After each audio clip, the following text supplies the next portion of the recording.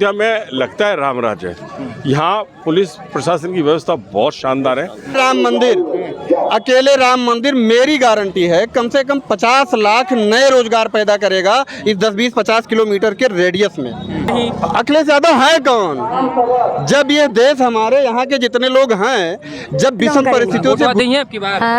हम तो हाँ। तो मतलब कि आपको ये बताइए, मोदी जी का ऐसा कौन सा काम अच्छा लगा है जो आप लोग वोट देंगे? अच्छे लगे। मंदिर बनवाया, बीजेपी ने राम मंदिर बनवाया, कोई संदेह नहीं है। अगर मोदी जी नहीं होते तो अभी 50 साल मुकम्मल तो ईवीएम अच्छी है, जब वो ना जीते तो ईवीएम गड़बड़ है। ये लोकतंत्र क्या है भाई? जो पब्लिक चाह रही वही हो रहा है, इसीलिए पब्लिक एक तरफा बीजेपी के साथ है। राम मंदिर बनवा करके राम मंदिर हम लोगों को हिंदू मुस्लिम का विवाद करा दिए हैं बिल्कुल से।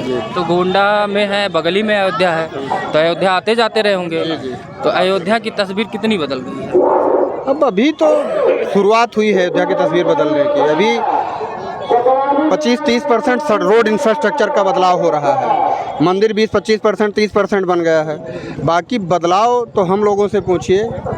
जहां 50,000 रुपये बीघे ज़मीन नहीं बिक रही थी, वहां 50 लाख रुपए बीघे ज़मीन नहीं मिल रही है। तो मतलब आप इस चीज़ को अच्छा मान रहे हैं कि अपने आप लोग बहुत अच्छा मान रहे हैं, बहुत अच्छा मान रहे हैं। यहाँ आय बढ़ रही है। अभी यहाँ के जो गरीब किसान थे, जिनकी उपेक्षित ज़मीनें पड़ी थी, वो 100 गुना अपनी ज़मीन की कीमत पा रहे हैं। वर्ल्ड क्लास सिटी बनने जा रही है। विश्व में जो 4-5 आध्यात्मिक या वर्ल्ड क्लास सिटी जिसको दर्जा दिया गया है, आध्यात्मिक सिटी में तो अयोध्या को सबसे पहले नंबर पे दिया गया है। स्पिरिचुअल सिटी जो वर्ल्ड में 4-5 हैं, वहाँ कहीं भी जाइए, जो धार्मिक स्थान है वहाँ पर, जैसे मक्का ले लीजिए, तो 20-25 किलोमीटर के रेडियस में 1 लाख रुपए स्क्वायर फीट से ज़मीनें नहीं है कहीं। तो अभी तो अयोध्या शुरुआत हुई है बढ़ने की। अभी रोड इंफ्रास्ट्रक्चर जो सबसे ज़्यादा ज़रूरी था बदलाव के लिए, पहली चीज़ उस पर योगी जी का फोकस है। राम मंदिर सनह सनह बन रहा है, दिव्य रूप में अपने आ चुका है। भगवान राम की प्राण प्रतिष्ठा हो चुकी है। मंदिर अब धीमे धीमे अपने रूप में आ रहा है, ठीक है, आकार ले रहा है। बाकी और योजनाएं जो जैसे वर्ल्ड लेवल की कम से कम 20-25 प्रोजेक्ट और आ रहे हैं। कुछ प्राइवेट सेक्टर वाले लेके आ रहे हैं, कुछ एक हम लोग भी लेके आ रहे हैं। हम भी एक बहुत बड़ा प्रोजेक्ट यहाँ लॉन्च करने वाले हैं, जिसके बारे में अभी किसी ने सोचा नहीं है, लेकिन हम वर्ल्ड लेवल पर डेस्टिनेशन वेडिंग की प्लान चल रहा। हाँ, वेडिंग का हम एक प्लानर बन के मैं एक सिटी बनाऊंगा यहाँ पर, एक वेडिंग प्लान की। अयोध्या में ही किया सरयू? बस यही कहीं है। अपना प्लान अभी आउट नहीं करूंगा। अच्छा, ठीक। सरकार से हम लोगों की लगातार वार्ता चल रही है। से आप गोंडा में बृजभूषण सिंह का बड़ा चर्चा रहता है। जी। तो बृजभूषण सिंह का बड़ा टिकट का जो है इधर उधर इस बार लग रहा है, क्या लग रहा है? टिकट मिलेगा नेताजी को, टिकट मिलेगा। संदेहास्पद है कि टिकट मिलेगा या नहीं मिलेगा, तो आप क्या कहेंगे इस बार? राम मंदिर बनने से पूरे यूपी में बीजेपी की हवा चल रही है। तो वहाँ पे किसी को भी टिकट मिल जाएगा? किसी को टिकट मिलेगा, वो जीतेगा। लेकिन अभी 100% चांस नेताजी को टिकट मिलने के है। अभी तक क्लियर नहीं किया जिस तरीके से पार्टी जाने कौन सा नेताजी को प्रचार करना है। हाँ, बीजेपी की बूम है। 80% वोट नेताजी पाएंगे, या जो बीजेपी प्रत्याशी पाएगा वो नेताजी के समर्थन में ही होगा। नेताजी आप रोजगार पे बात कर लेते हैं। रोजगार पे बड़ी बात होती है, कहते लोग चर्चा नहीं करते। रोजगार के बारे में बताइए कि जैसे बड़े लोग कहते हैं कि रोजगार की बड़ी कमी हो गई भारत जब से मोदी सरकार बनी। कहाँ के लिए ये बताइए? पूरे देश की बात हो रही, सेंट्रल की बात हो रही, तो सेंट्रल की ही बात होगी। तो क्या बताइए, देश में रोजगार की कमी? देश के बारे में रिसर्च हमारा नहीं है, लेकिन अकेले राम मंदिर मेरी गारंटी है कम से कम 50 लाख नए रोजगार पैदा करेगा इस 10-20-50 किलोमीटर के रेडियस में। अकेले राम मंदिर हमारे आधे उत्तर प्रदेश की गरीबी दूर करेगा। आधे उत्तर प्रदेश जो मतलब टारगेट है उनका 1 ट्रिलियन इकोनॉमी उत्तर प्रदेश को बनाने। अकेले राम मंदिर पूरा करेगा, अकेले राम मंदिर पूरा करेगा। विरोधियों को क्या कहेंगे जो कहते हैं राम मंदिर खाने को देगा? क्या कौन विरोधी? अभी जान ही रहे हैं। कौन विरोधी? कोई है ही नहीं। अखिलेश यादव है तो आए ही नहीं। अखिलेश यादव है कौन? जब ये देश हमारे यहाँ के जितने लोग हैं, जब विषम परिस्थितियों से गुजर रहे थे, जब एक परिवार दूसरे परिवार के दरवाजे जाना पसंद नहीं करता था, तब यही संघ के कार्यकर्ता, बीजेपी के कार्यकर्ता सड़कों पर निकल करके अपनी जान की बाजी लगा के लोगों की सेवा कर रहे थे। और तब अखिलेश यादव 6 महीने बेडरूम से नहीं निकले। अब पब्लिक उनका नाम क्यों लेगी? कारण बताइए। वो मोदी जी ने राम मंदिर बनवाया, बीजेपी ने राम मंदिर बनवाया, कोई संदेह नहीं है। अगर मोदी जी नहीं होते तो अभी 50 साल मुकदमा चलता, 50 साल और मुकदमा चलता। पूरा श्रेय बीजेपी और मोदी और संगठन को, भाजपा के संघ के अनुसांगिक संगठनों को जाता है पूरा। राम जी को नकारने वाले पार्टियां जो है अब राम जी के विकास की बात करने की बीजेपी ने कमी कर दी है, हमारी सरकार होती तो हम इससे अच्छा विकास करते। ऐसे लोगों को पब्लिक, आम पब्लिक सीरियसली नहीं लेती तो पढ़े लिखे लोग क्या लेंगे। रिजल्ट आप 5 तारीख को देख लीजिएगा।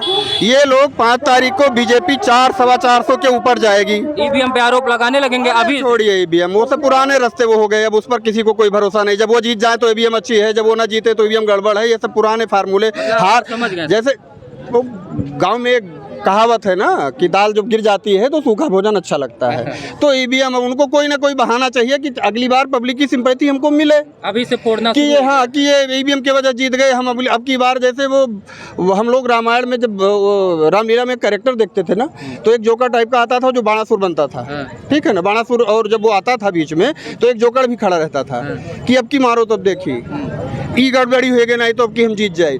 तो ये सब कमियां निकालते रहेंगे।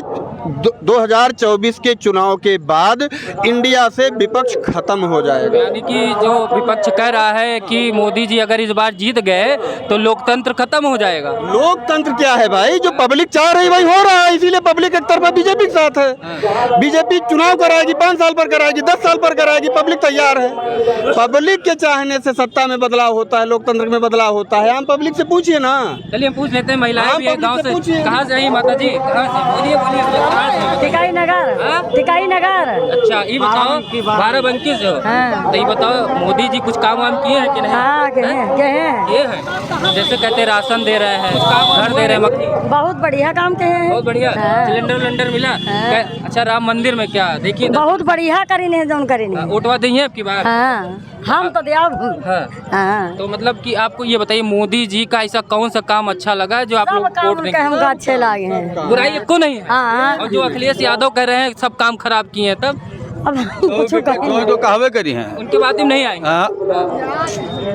हम लोग नाइबे कब। सबसे बड़ा काम किए हैं राम मंदिर बनवा करके। राम मंदिर बना। हम लोगों को हिंदू मुस्लिम का विवाद करा दिए हैं बिल्कुल से। मतलब आप लोग खुश हैं? बीजेपी को इस बार जिताने वाले हैं। राजस्थान में जो है इस समय शर्मा जी मुख्यमंत्री हैं, तो अब इतने कम कार्यकाल में आप लोग कैसे भरोसा करेंगे कि जो है अच्छे मुख्यमंत्री साबित हो रहे हैं? देखिए, आपने कहा कि कैसे भरोसा करेंगे, तो भरोसा करने वाली बात थोड़ी सी टेढ़ी है इस बार। अगर आप राजस्थान की बात करें तो वहाँ कद्दावर नेता जो थे उनको साइड लाइन कर दिया गया। राजे जी की बात। जी, उनको साइड लाइन कर दिया गया है। और अगर आप सीट से सीट बात करें तो जैसे चूरू में है, तो चूरू में जो प्रत्याशी बदला गया है वो कांग्रेस में चला गया, और उधर एक वो हनुमान बेनीवाल जी हैं, और बाड़मेर है। तो कुल मिला के बहुत मुश्किल काम है कि इस बार वो 25 की 25 रिपीट करते हैं। एक आध दो सीटें घट जाएंगी आपको? नहीं, मुझे लगता है कि काफ़ी घटेगी। काफ़ी घटेगी। आप देखिए, नागौर है, चूरू है, बाड़मेर है, ये तो सीधे सीधे कहीं भी लग रही है आपको।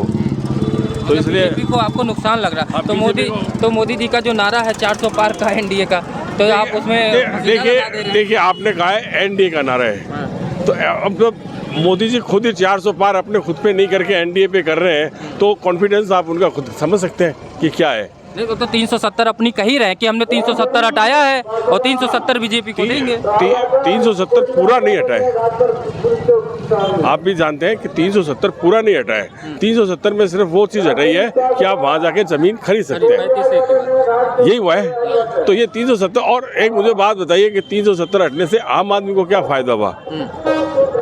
कोई फ़ायदा नहीं हुआ है। 370 हटने से क्या आप और मैं जो लोग खड़े हैं वो कोई वहाँ जाके ज़मीन खरीद सकते हैं?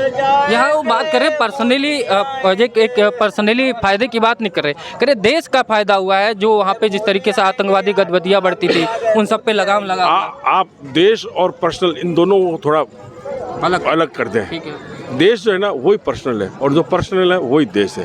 एक एक बूंद से घड़ा भरा जाता है, एक एक आदमी की सारी व्यवस्था देखी जाती है। मुझे लगता है ये बहुत लंबा डिस्कशन है, अपन अगर कभी स्टूडियो में बैठ के बात करें तो ज़्यादा बेहतर रहेगा। पर फिर भी अब मैं ये कह सकता हूँ कि अयोध्या में लगता है राम राज है। यहाँ पुलिस प्रशासन की व्यवस्था बहुत शानदार है। हम पिछले 10 दिन से यहीं रुके हुए हैं, और हमें एक धेले की समस्या नहीं है। मतलब अयोध्या में आके आप लोगों को लगा है कि जैसा सुना था वैसे ही अयोध्या है? जैसा सुना था उससे ज्यादा उससे बेहतर लगा है। तो यानी कि बस थोड़ा आप राजस्थान की सरकार से थोड़ा विस्मय नहीं, आप ऐसा है कि शब्द मुंह में मत डालिए। राजस्थान की सरकार अपनी जगह ठीक चल रही है, तो वो बात आपने पॉलिटिकल कर ली थी। तो पॉलिटिकली में मामला यही था कि आप खुद पत्रकार है, आपको पता है कि जब 2, 4, 5, 6 क्षत्रप अगर नाराज हैं, क्योंकि सभी देश में एक राज तो होता नहीं, कुछ क्षत्रप चाहिए। तो राजस्थान के जो क्षत्रप हैं वो इस वक्त थोड़े बिखरे हुए हैं। अब वो हमारे राजेंद्र राठौड़ साहब हैं, वो तो एक सीट को लेके अपना बना के बैठ गए कि मुझे तो चूरू की निकालनी है। और अब वो और वैसे आप देखिए कि दूसरे जो नेता है सतीश पूनिया जी हैं, सीपी जोशी साहब हैं, तो वो उनका भी कोई बहुत इतना अच्छा, मैं हालांकि ये अपना चैनल यूपी का ही होगा, तो वो बात करना मुझे नहीं लगता कि कोई ज़्यादा बेहतर रहेगा। लेकिन आप यूपी की बात करें, यूपी में योगी का राज और पुलिस का मैं देख रहा हूँ बहुत बढ़िया है। हाँ, और डिप्टी डायरेक्टर रिटायर हुए हैं जी। ये राजस्थान सरकार से RAS ऑफिसर रिटायर हुए हैं, सरकार का अनुभव है इनका। और मेरे को तो बहुत ही अच्छा लगा है। मैं रिटायर होकर ये राम जी का जो संकल्प था पर्सनली, मैं क्या पुण्य कमाने के लिए जाते हैं, वहाँ राम जन्म में सरयू में स्नान करेंगे, राम जी की पूजा करेंगे। रामनवमी का जो बरसों से लिखा हुआ है कि रामनवमी मैं वहीं बनाऊंगा। जब देश में जैसे रामनवमी यहाँ पे देखिए कितने अच्छे तरीके से आप इस चीज़ को मान रहे हैं। यहाँ पे प्रशासन भी बड़ा टाइट है। अपने ही देश में पश्चिम बंगाल है, वहाँ पे ममता जी उसकी जो है तीसरी बार से मुख्यमंत्री लगा था। वहाँ पे हिंदू त्यौहार जब भी कोई मनाना होता है तो हाईकोर्ट से परमिशन लेना पड़ता है। रामनवमी के लिए भी हाईकोर्ट से परमिशन लेके त्यौहार मना। वहाँ पे क्या लगता है कुछ स्थिति डामाडोल है क्या? देखिए, जहाँ जिस समाज के बहुसंख्यक लोग होंगे वहाँ ये सारी बातें होती हैं। अपने यूपी में, राजस्थान में राम के भक्त ज़्यादा हैं, वहाँ थोड़े कम हैं। तो ऐसी स्थिति, और कुछ ऐसा है कि वर्षों से ये चल रहा है, अब वो मिथक टूट रहे हैं। मैं आपको बताऊं कि जो ये आपने प्रश्न किया है, उस प्रश्न के अंदर 1 मिनट 30 है कि जब दीपावली मनानी हो तब तो पटाखों पे बैन होगा, और नया साल मनाना होगा तो पटाखों पे बैन नहीं होगा, तब प्रदूषण नहीं होता। हाँ, तब प्रदूषण नहीं होता।